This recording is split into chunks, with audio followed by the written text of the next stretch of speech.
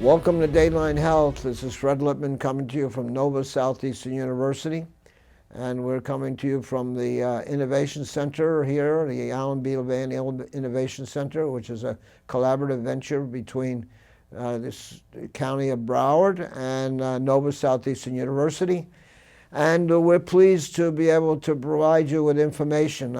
We've had this unfortunate situation, I guess, for many, many years, but it's become even more insidious, and that's the whole question of substance abuse disorder and overdose crisis, which I think is become well known. And unfortunately, these last couple of years, we've had to deal with another insidious issue called a pandemic.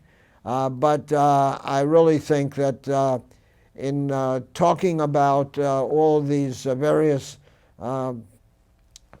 activities, whether they be school shootings, whether it be neighborhood break-ins and things of that nature, there's always an attempt to sort of talk about mental health services.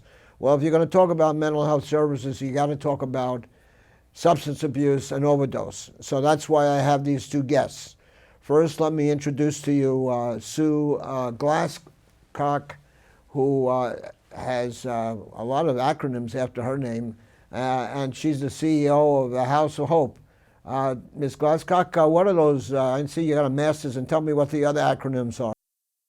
I have a master's in clinical psychology. I am a certified fundraising executive and a certified residential recovery administrator. Okay, good. And Francisco Isaza, you have a master's degree, and I know you're the Chief Operations Officer at 211 Broward. Welcome. Thank you so much. Graduate of Nova Southeastern, proud graduate. Let me ask you first, tell me what 211 Broward is and the mission. So 211 Broward is a 24-hour comprehensive helpline. We are here for our community to provide information referral about community resources and to provide crisis intervention support. And what that means is when anyone needs help, when anyone has questions they need answered of how to get that help, they could call us 24 hours a day so that we could help connect them to those services. It also means if someone's experiencing a behavioral health crisis, substance use, mental health, that we are here 24 hours a day to provide them support and hope, because we want to make sure everybody in our community can remain safe. Let me stay on that for a second. You brought up a magical word which we hear throughout media, television, radio, et cetera, mental health. But also there's another comma called suicide. We at Nova Southeastern University, and we did a program just recently on young person's suicide. People don't realize, and we'll get into this later about the suicide issue, but I really think that your service, 211, everyone that talks about the shootings and the destruction of property and whatever it is, they all talk about mental health, but you know they don't know where to go. And I would assume, as you just stated, that the place to go is to go to 211, correct? It is. And it's really disheartening to think that there are people in our community that are struggling, that are in pain, that are thinking of ending their life, and they don't know that number to call first. And they could just simply dial 211 to connect with a helpline counselor, someone that cares, someone that will listen to them, someone that could support them during that very challenging, difficult, painful time. So we want everyone to know, if you are in distress, if you are in pain, if you just need someone to listen and to talk with, you could dial 211 24 hours a day. Ms. Glasscock, Sue, if I may call you that, at the House of Hope, you get, I would assume, people remanded to your services by entities such as 211. Is that correct? Certainly. A lot of our clients either come through the community referral, which 211 would certainly be one of those. We've also been around for 50 years, so I think people are aware that we're here, that are in the substance abuse field or in doing this work. We also receive a lot of our clients through Department of Corrections. So in Broward, as you may know, we have a mental health court, a substance abuse court. Both of those courts refer to us. The logic being, if we can provide treatment, we don't need to incarcerate because we can provide the treatment, which makes a whole lot more sense and is less expensive as well. So many of our clients come from Department of Corrections for crimes often related to their addiction. Let me ask you, just thinking about this, but do you have any communication with the runaway shelters here in Broward County? We do have some, but we work with adults here, but once in a while when we get a younger person who will come to the door who's in need of services, then we would be able to, several of the people that we work with on a regular basis is the Homeless Coalition, and we do work with Covenant House if we have a younger individual who meets that. As well as programs like Women in Distress? Sure. We can have clients that go from here. I actually worked at Women in Distress many years ago, so I have a relationship with actually some of the people that are there now. So we certainly can have people who are coming through that's where they would exit to, because they need some help with that, in addition to the other issues that brought them here. I'm glad to hear. Just as a personal note, I was one of the founding members of Women in Distress, so that's why I just threw it out. The Moran family were the great heroes and heroines. Jim and Jan Moran have spent a huge amount of time and their largesse to present services to the poor souls that need that help. That's just a sidebar issue. But let me ask you this. We did a program with first responders, all right?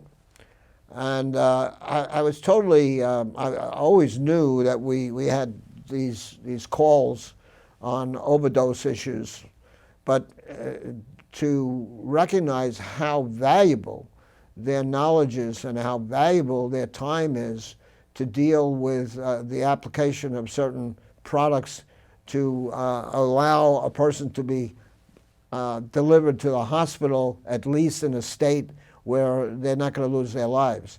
Do you participate a lot with any of the EMS, EMT services? Sure. And recently I went to a training with the people who typically respond to some of the issues we're talking about, like the Baker Act or going out on a crisis. We are also a site that gives out Narcan. Narcan is the drug that you can take with an opioid epidemic that will block the sensors or the receptors in your brain. And it's amazing. It brings them back pretty quickly. So we also distribute those to community members. And we know now that all of our first responders carry those with them. So I've certainly done some co-training with them. Mr. Isaza, 211 Broward, when you get a call, someone calls you, are you in, I don't know what the standard operative situation is, but do you communicate with an EMT paramedic service in the region? What happens? So when someone calls 211 and they're expressing thoughts of suicide or any type of crisis, the first thing that we want to do when we're talking with that person is conduct a safety assessment, decide what needs to be done to keep them safe. And what we try to do in collaboration with the person talking with us is decide what that could be. A lot of times it's just us talking to them and helping de-escalate them from their crisis.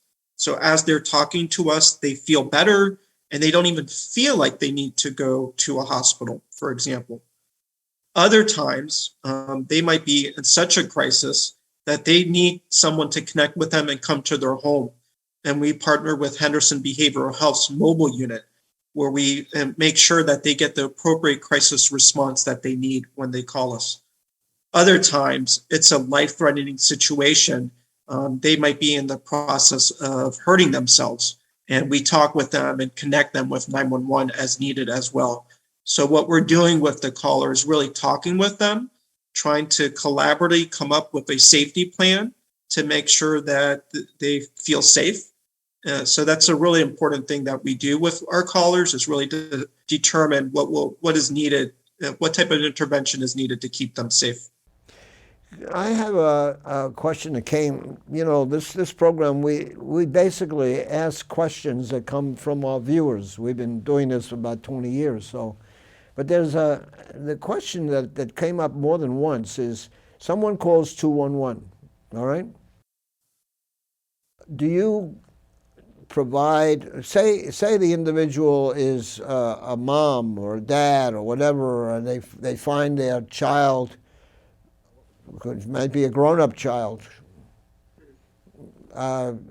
in danger because they have utilized an inappropriate drug product, et cetera, et cetera.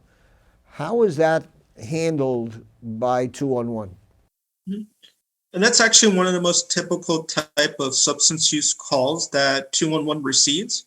It's somewhat a concerned loved one, a concerned friend, family member that is saying, I'm concerned for my brother. I'm scared that my son is using drugs, and I don't know what to do. Or they're also sharing, I'm seeing that my husband is an alcoholic, and it's been years, and we're struggling right now immensely with our finances.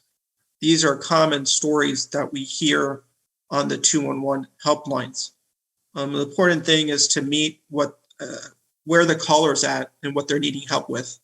Is it that they're trying to find treatment services, and what type of treatment services are needed so that we could refer them maybe to an outpatient service, or maybe we need to encourage them to consider detox.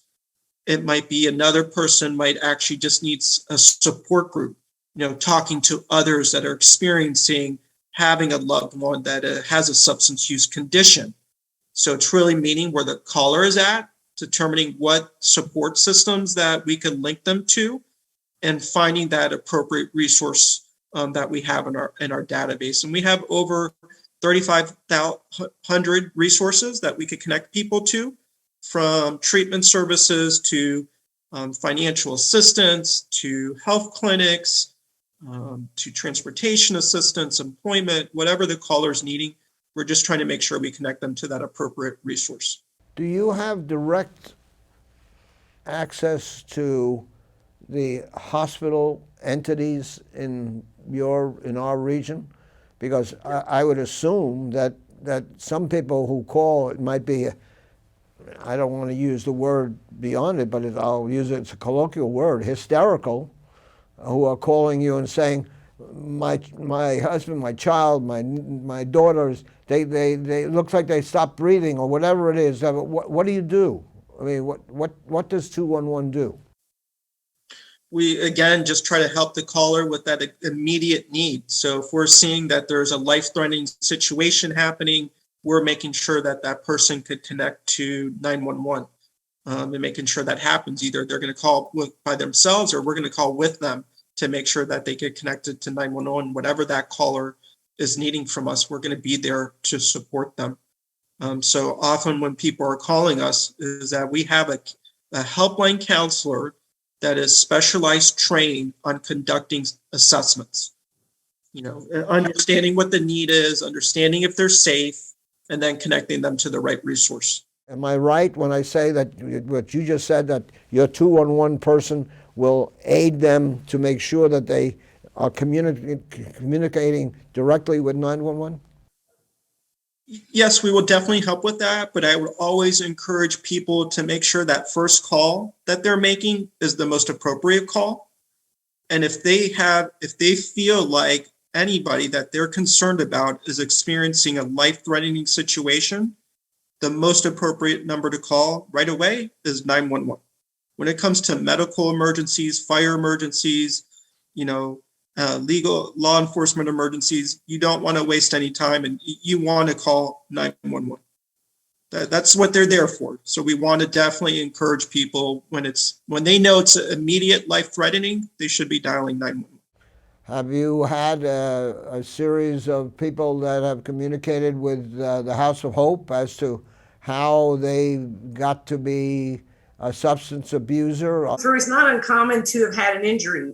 For example, I had a guy who had injured his back, started on a painkiller. At that point, typically by the time they reach us, they either have difficulty accessing that or it's too expensive. So they've shifted off of the OxyContin or whatever it might be over to, then we're talking about heroin and we're talking about doing drugs like that. So we have several people who have had several people that have come through here that switched from a legitimate prescribed drug over to a street drug because at some point they're cut off from the prescribed drug.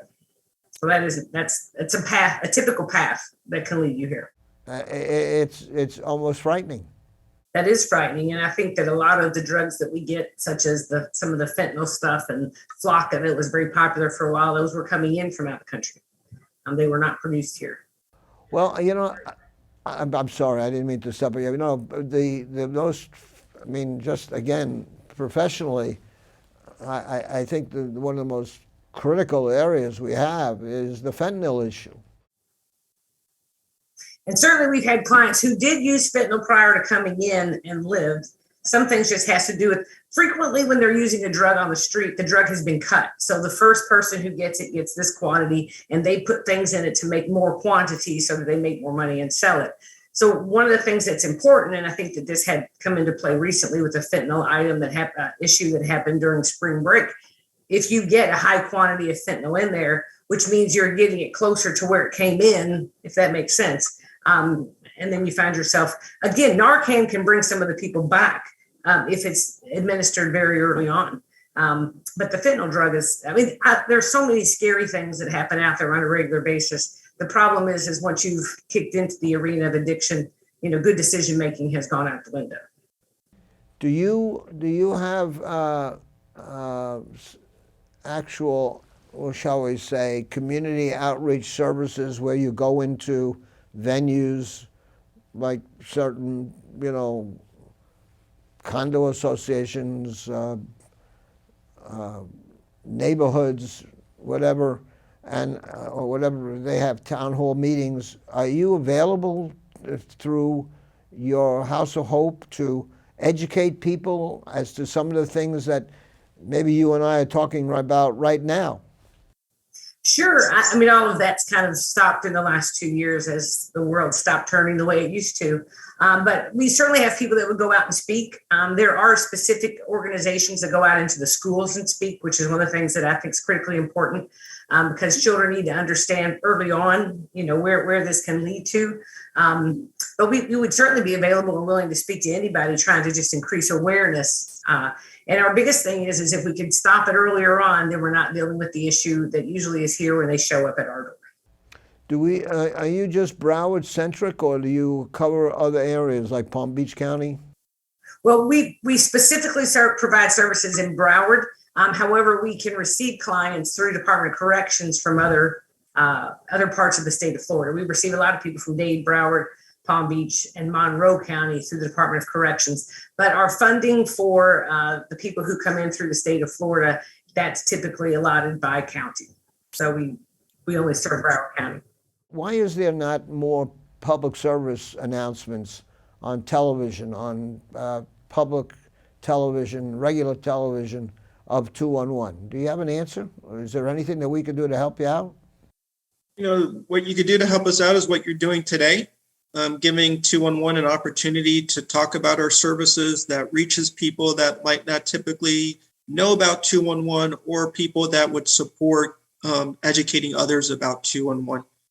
I would encourage every viewer today that's watching your show to please educate your family members, your loved ones about 211, tell your children about 211.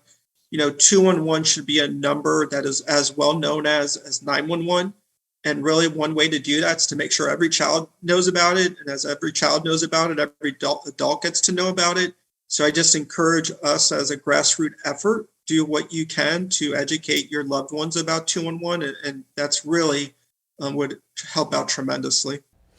Do you have access through, shall we say, the school boards of South Florida as well, to be able to put a little pamphlet or whatever it is in with items that are distributed or online, distributed to the student population? The school board is actually very supportive of 211, and they do include our information in the educational material that they provide to families in the beginning of the year and to students. So we've been very fortunate that our school board recognizes the value of 211 and understands how we could support families and children. And so they do educate people about 211. It's just in that moment, it's everybody just needs to remember it, just like you remember 911. That that's the battle, is getting everybody to remember that number's available. Knowing that we have a great number of entities, colleges and universities, both public and private universities throughout South Florida, is a similar type of activity in trying to get your information out? Yeah, that's a wonderful suggestion. Is just making sure that all schools, universities know about 211 and could educate their students about 211. As a student, I know the stressors that we go through while we're in school and how challenging school can be at times. Just understanding that 211 is a number for students whenever you need someone, and it's a safe place, it's confidential, it's anonymous, is really helpful to know. Okay, well, we're down to the last few minutes of this show, and I know, and again, like I said, my previous profession, but of course I've been in education now since 1986, so I guess my other part of my life was working with people like you do, and now I'm working with students and faculty and staff, so it's the same things, just a little bit different groups of people. I want to thank you for your advocacy. Sue Glasscock, it's amazing. I know your organization. I'm very proud of what your organization does. I'm very hopeful that we could get additional monies provided for not only enhancing your services, but to perhaps replicate your services throughout the state of Florida. Also, Francisco Isaza, I think the 211 thing is sort of, it's known, but it's unknown. Now that's a very odd sentence, but I'm trying to tell you that there are a lot of people out there that don't know that you're available to help them. And anything that we can do to help you other than doing this program, try us out. And I think I could be of some help to you. Folks, I know that you've asked a lot of questions, and there's such a great fear of drug abuse and the overdose. You call 211, and they'll give you some information that'll be very helpful to you. So really the purpose to bring these folks on is because we've gone through this viral pandemic, we still are, but we have this incredible problem of substance abuse and overdose issues with all kinds of people, young people, old people, mature people. You've got to seek information, and hopefully this program that we've just about to end will entice you to seek information with reference to how to deal with substance abuse disorder and overdose. Remember, this show, I always tell you, you got to take good care of yourself. Part of taking good care of yourself is letting your doctors who you deal with know what prescription items or other items that you're taking. This show is really a show which is created by your questions. I hope that we answer them today. If you have any other questions or you want answers, there's a telephone number and an email address right here. Remember, this show is called Dateline Health. We come to you from Nova Southeastern University. My name is Fred Lippman. Until next time, see you.